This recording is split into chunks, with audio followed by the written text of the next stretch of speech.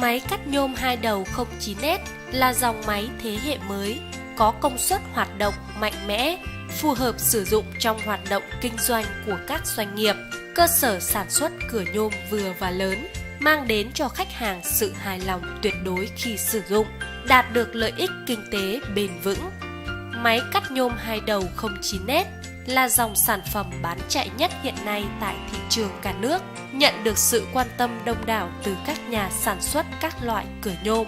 Đây là dòng máy cắt có độ chính xác cao, tự động cắt với kích thước và số lần cắt được đặt trước, góc cắt đạt chuẩn xác 3 góc độ, 45 độ, 90 độ, 135 độ, góp phần tăng năng suất công việc,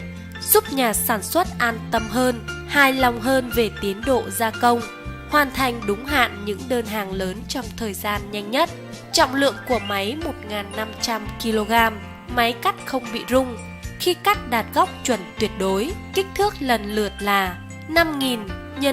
1.300 x 1.500. Tốc độ động cơ của máy cắt nhôm 2 đầu 09S là 2,2 kW, ray vuông được đánh giá là đạt đến đỉnh cao của công nghệ, khoảng 2.800 vòng trên phút. Tốc độ lưỡi cắt đạt 3.400 phút với đường kính 450mm, đảm bảo độ chính xác cao, ứng dụng công nghệ tân tiến của Cộng hòa Liên bang Đức, chinh phục hoàn hảo mọi chi tiết.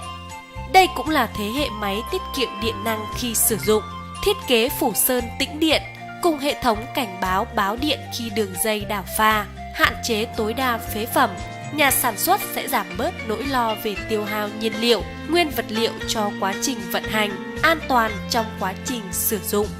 Nếu quý khách hàng đang băn khoăn khi lựa chọn hệ máy cắt nhôm chất lượng, hiệu quả, chính hãng với mức giá thành tốt nhất, hãy liên hệ ngay với chúng tôi theo số hotline 0934 271 789,